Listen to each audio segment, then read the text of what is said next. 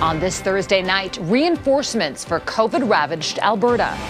The military help expected as overwhelmed and understaffed hospitals change the way they care for patients. There comes a physical and temporal limitation. The pressure on everyone to get vaccinated. Elected but rejected. I think it's ridiculous. Like, what an absolute scandal. Multiplying calls for an MP-elect to step down. Europe's plug for a one-size-fits-all approach. It's for the consumers. The push for a universal charging cable and the push back from a tech giant. And what is she doing? A heart-stopping close call on the tracks. Global National with Donna Friesen. Reporting tonight, Farah Nasser. Good evening, and thank you for joining us. More than a year and a half into this pandemic, the federal government is once again gearing up to help a province in crisis. Ottawa says it has approved a request from Alberta for more medical staff and military airlifts for COVID patients. A source tells Global News the deployment could begin in the next 24 to 48 hours, and the support is desperately needed. With hospital beds filling up fast, non-urgent surgeries have been postponed, and healthcare staff are stretched to the limit. Even with more beds added, Alberta's ICUs are at 89% capacity. With ICU beds being put in operating rooms and Alberta one crisis away from doctors being forced to make the difficult decisions on who gets a ventilator and who does not. The city of Calgary is going a step further and making vaccine passports mandatory. Heather Yourex-West has tonight's top story. Hold on tight. For Calgary City Councillor and mayoral candidate Jeff Davison, Alberta's COVID crisis has hit close to home. For us, we've got a little girl who will require a surgery. It's now been pushed to even have a conversation about when that surgery would be. We have no idea when the surgery will take place. We have no idea if the next evaluation will get pushed. And the question we keep asking is, how long are we supposed to wait? It's with 6-year-old Amelia in mind that Davison joined most of his council colleagues Wednesday in passing a city bylaw to make the province's opt-in vaccine passport program mandatory for most non-essential businesses in the city. There's a lot of confusion with respect to what's going on, and so trying to make it simpler and easier on all of the folks working in small business and in our city. But it's not just people in Calgary getting sick from COVID-19. Following rumors of a COVID exposure party in his community, the mayor of Edson, Alberta, a town of 8,000 with just 58% vaccine coverage, took to social media to urge residents to get the shot. We have many residents in ICU in Edmonton, and unfortunately, 3 Edson area residents have lost their lives in recent days due to COVID. We just keep pulling beds out of nowhere, and we're planning on further expanding the unit into the general OR and adding another intensive care doctor. The province has now more than doubled its current ICU capacity, but those extra beds carry a cost. This altered care delivery document explains how patient care has changed. Patients who were repositioned every 2 hours are now moved every 4. A chart check medication review that once happened every 12 hours, now every 24. I'm not saying we're cutting corners, but there comes a physical and temporal limitation to how much care you can deliver under the current system. It's why federal help will soon be on the way as the province and its people continue to struggle under the still surging fourth wave. Heather Yourex-West, Global News, Calgary. And it's not just Alberta dealing with a major surge of COVID-19. Next door in Saskatchewan, case numbers are rising fast. 399 out of every 100,000 people in that province are infected with COVID-19. And hospitals are feeling the pressure. A record 273 people are hospitalized with the virus. More than 75% of them are not fully vaccinated. And adults are being moved into pediatric ICU beds. Nataniel Dove reports on alarming trends and the appeals for more people to get their shot. Maverick needs a heart echo done. Carrie Bellegarde Upanacha is heartbroken. Her 5-year-old grandson and 25-year-old daughter are both in hospital with COVID-19. Her daughter isn't vaccinated, and she says she's worried about other family members. One has tested negative. We're not sure on the baby yet, but he seems to be doing good. Patients are now in the children's ICU in Saskatoon and in Regina's cardiac center.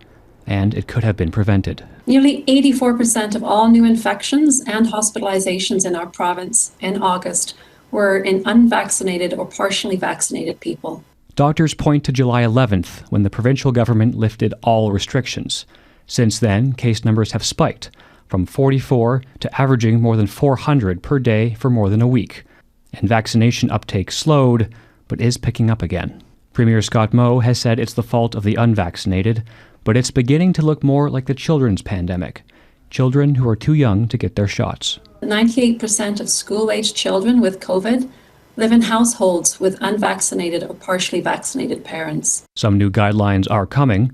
On October 1st, most businesses will require proof of vaccination or a recent negative COVID test to enter. The Saskatchewan YMCA says that's not sufficient. It will only accept proof of vaccination. We don't know how long the tests are good for.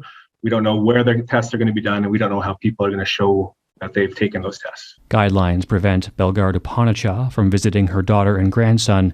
She hopes they and others stay safe. Let's just hope that they get better and people realize how important it is to get vaccinated. Nataniel Dove, Global News, Saskatoon.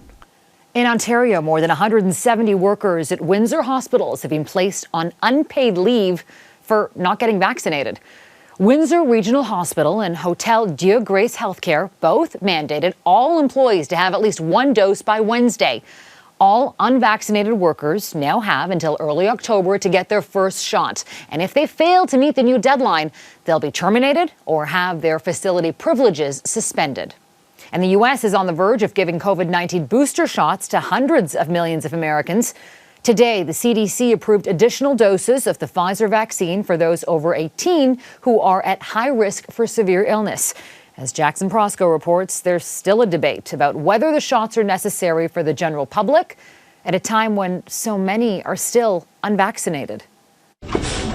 In a crushing fourth wave, fears of waning vaccine efficacy have led to the rapid push for booster shots, with U.S. regulators approving a third dose for some of those who received the Pfizer vaccine.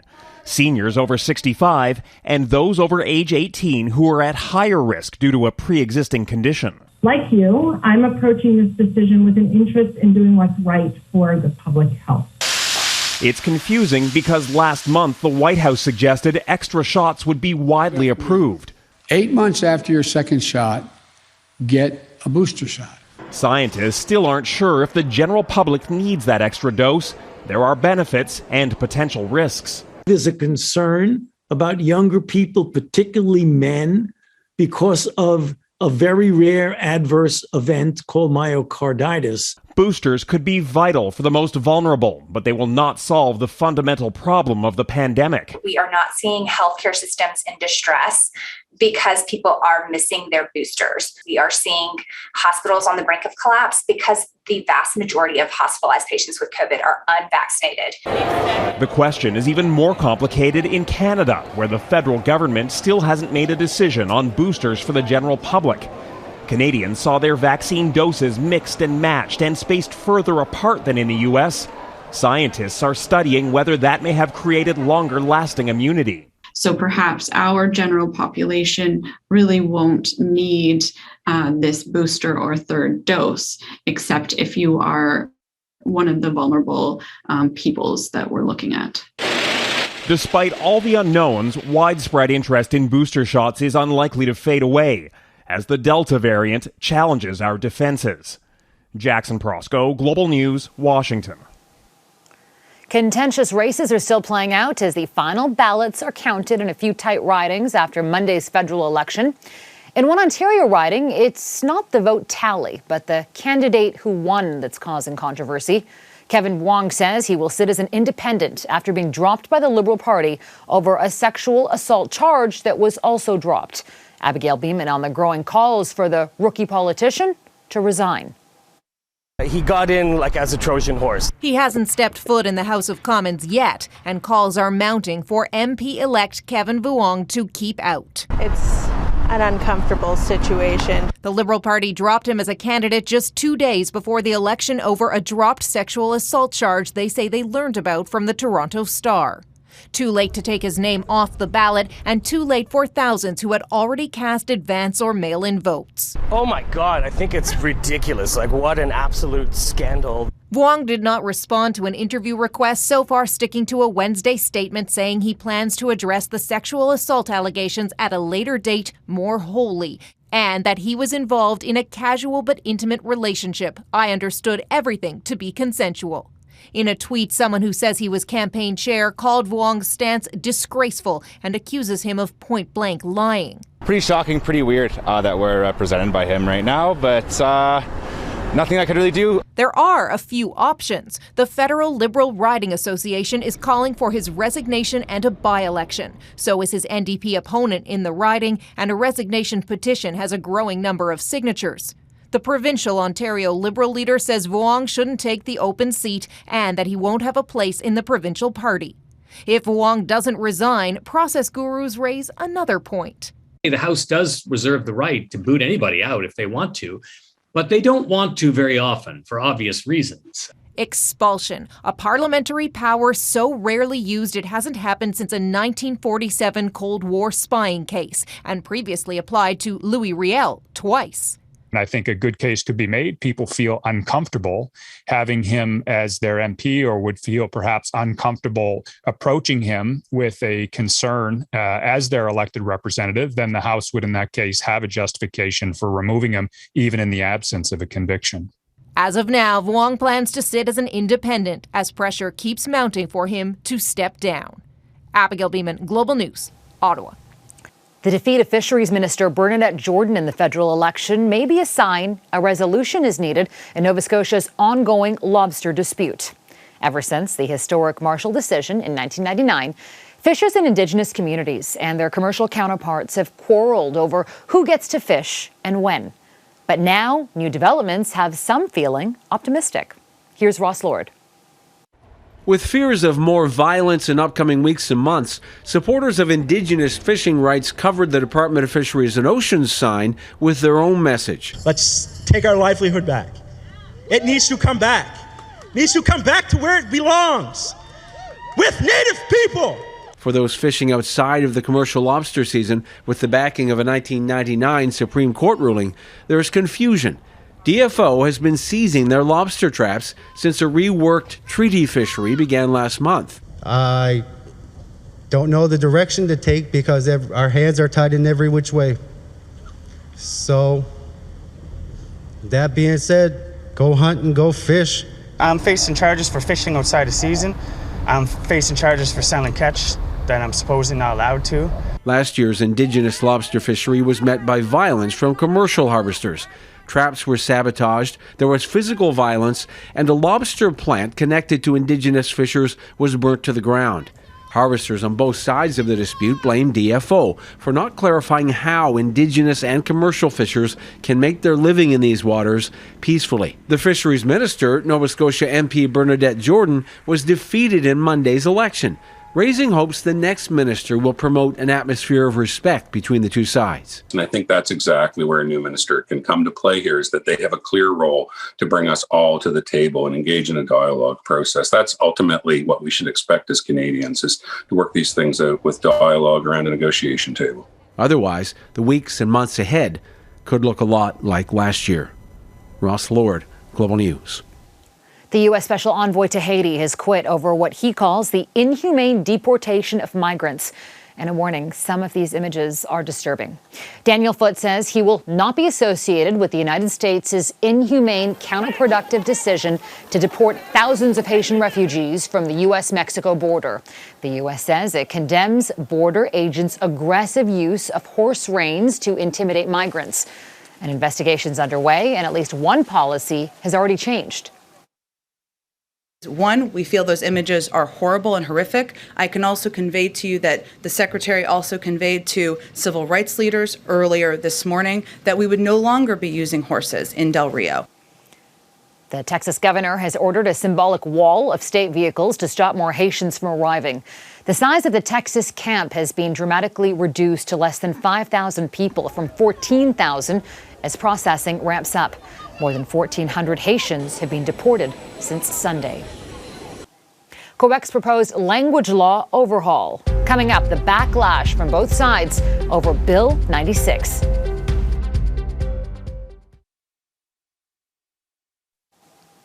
The Quebec government has started consultations on changes to the province's language laws. Bill 96 is called an ambitious upgrade of legislation first passed in 1977 to protect and promote the use of French. Some of the new law's most controversial measures involve English speakers' education rights. Michael Couture reports. Le français connaît un recul inquiétant au Québec, et ce particulièrement dans le Grand Montréal. Bill 96 is a big one. It's not only 100 pages long, but it aims to address what the Quebec government calls a decline of French in the province. Le bilinguisme systématique doit cesser au sein de l'appareil public. Systemic bilingualism in the public sector must stop, says Minister Simon Jolin Barrette, and Bill 96 is his solution. It would require government agencies to use French exclusively in written and oral communication. There would be few exceptions, but businesses, for example, would have to ensure the, quote, net predominance of French on all signs. Changes that English language rights groups feel go too far. It doesn't promote French. What it actually does is eliminate our individual rights and freedoms, and not just for English speakers, for all Quebecers. So you'd think defenders of the French language, like former Minister Louise Beaudoin, would be happy with the bill. Well, she doesn't think it goes far enough. Il faudra donc que le ministre fasse preuve d'encore plus de courage pour y arriver. The minister must show more courage to get there, said Beaudoin, adding the bill cannot be moderate and reasonable given the state of French in Quebec.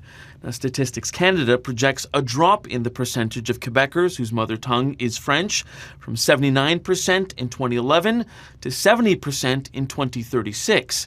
That erosion is the impetus for this bill, but some warn of more dire consequences. I think we're going to see a rising count of Indigenous people that die. The director of Montreal's Native Women's Shelter says the tragic death of Joyce Echaquan is a prime example of how language barriers limit the services Indigenous people receive. This is before Bill 96, right? So we can go to the police and it would be refused services because of the language. It's concrete. It's happened. Despite concerns, Bill 96 will violate the Charter of Rights. Premier François Legault preemptively invoked the notwithstanding clause, protecting the bill from court challenges. Farah? Michael Couture in Ottawa. Thank you, Mike. There's a new development in the SNCLavalin criminal investigation. 2 former company executives are facing charges for allegedly paying bribes to obtain a contract. The men charged are former SNCLavalin Vice President Norma Morin and Kamal Francis, a former Vice President at SNCLavalin International. The Montreal engineering giant and its international business arm are also facing several charges, including fraud against the government. SNCLavalin was previously charged with bribery and fraud in relation to its past work in Libya, which was at the center of the high-profile 2019 battle between Prime Minister Justin Trudeau and then Attorney General Jody Wilson-Raybould. Still ahead, from Hudson's Bay to the West Coast, the new deal to dress Team Canada.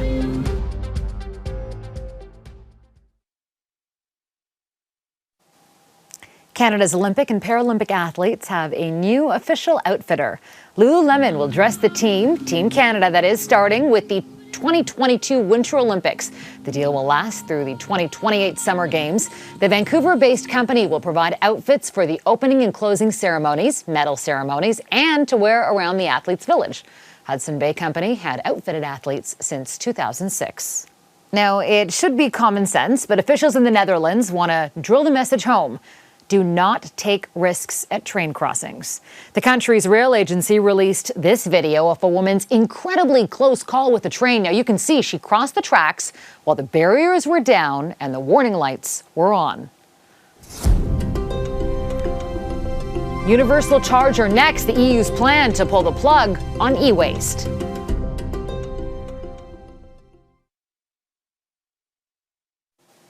Have you ever fumbled around with a bunch of tangled chargers to find the one that fits your latest gadget? Well, politicians in the EU are pushing for a single universal charging method. As Mike Drolet reports, it's an effort to cut down on approximately 50 million tons of electronic waste produced every year. Evolution isn't always pretty. Take the power cable. It went from 2 simple prongs to all manner of shapes and configurations. You'd think we'd have learned our lesson. Finding a phone in a car. Yet when cell phones burst onto the market, no 2 products seemed alike. Oh, hey there. Fast forward to today and virtually every house has a drawer or a bucket just like this. Filled with a noodle-like mess of cables. I know what this is for. Probably a camera. This one, cell phone maybe? Back in the bucket. How many cables do you have at home, do you think, from past devices that no longer work? I'd say I got probably about half a backpack full. Yeah. Why won't you throw them away? Because you never know when you're going to need them. Because it's the dream, right? I know. Well, the European Union, for one, sees the whole thing as a nightmare and is drafting rules that would mandate one universal power cable for all phones, cameras, and tablets. It didn't work in Middle-earth. One ring to rule them all. But maybe it can work here. The EU argument is compelling. For consumers, it makes life simpler and it will help reduce waste. So, which cable? That would be the USB Type-C, this one, which could leave Apple and its Lightning cable out in the cold, or at least in the drawer with all those other cables. Could that mean no more $50 chargers with every phone upgrade? Apple is resisting, saying the move stifles innovation. Everyone with one charger. Yeah. Can you imagine a world with everyone with one charger? Yeah, it doesn't make sense. The fight for power rarely does. Mike Drolet, Global News, Toronto. It'd make life so much more simple. That is Global National for this Thursday night. I'm Farah Nasser. Thank you so much for spending part of your evening with us. Tonight's Your Canada is White Shell Provincial Park in southeastern Manitoba. We love seeing Your Canada, so please email us your pictures at viewers@globalnational.com. Until tomorrow, take care of yourselves and each other.